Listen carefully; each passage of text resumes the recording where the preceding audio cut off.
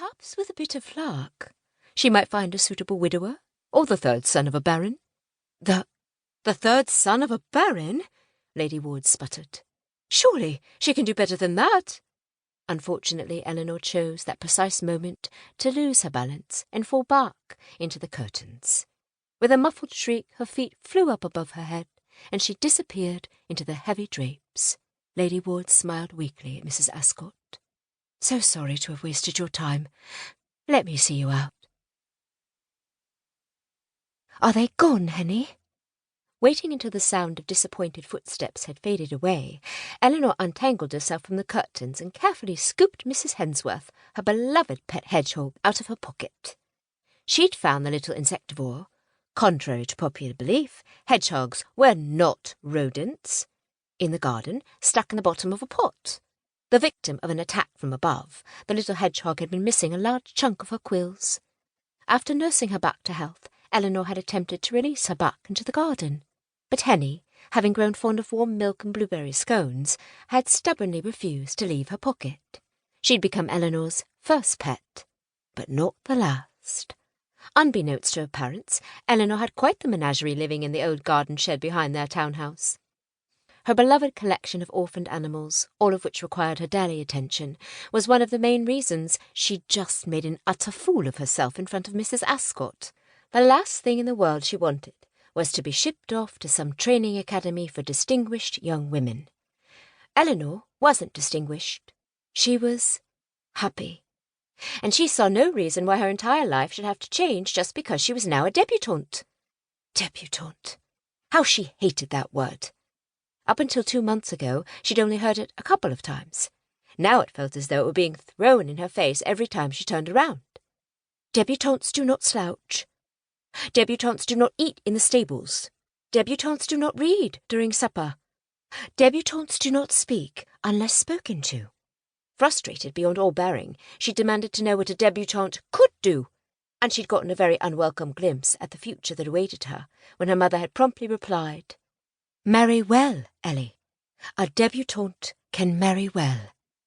Well, she didn't want to marry well. In fact, she didn't want to marry at all. What do you think, Henny? Lifting the hedgehog up to her face, she kissed the tip of Henny's twitchy nose. Do you think my life should be defined by a man? Because I don't. Men are useless, dim-witted clods who— Ellie! Lady Ward's shrill voice rang through the entire downstairs. With a heavy sigh, Eleanor slipped Henny back into her pocket and prepared herself to face the music. Or in this case, the disappointment of a loving mother who genuinely wanted the best for her daughter, but was going about it in a very convoluted way. "Yes, mother," she said when Lady Ward marched into the drawing-room and regarded her only daughter with an expression torn between affection and exasperation. A kind-faced woman with hair several shades darker and straighter than Eleanor's fiery red curls, Eleanor Ward had been regarded as a great beauty during her debut, and time had done little to detract from her loveliness. An opinionated daughter who refused to adhere to the rules of society, however, had begun to take a noticeable toll. There were more lines around the corners of her mouth than there had been 6 months ago. Lines from frowning when Eleanor said something particularly outlandish. Lines from wincing when she tripped over something. Lines from shouting out in surprise when a little hedgehog went scurrying across the hall. Lines from staying awake at night with her mouth pinched in a tight line of worry as she fretted over Eleanor's future prospects. For who would possibly want an outspoken girl who defied convention at every turn? A girl who would rather have her head in the stars than her feet planted firmly on the ground. A girl who had more pets than friends. She knew all about the garden shed, and who didn't know a waltz from a quadrille. I am sorry to say that Mrs. Ascot cannot offer her support at this time. With a loud, somewhat dramatic sigh, Lady Ward collapsed into the nearest chair and brought the back of her hand to her temple.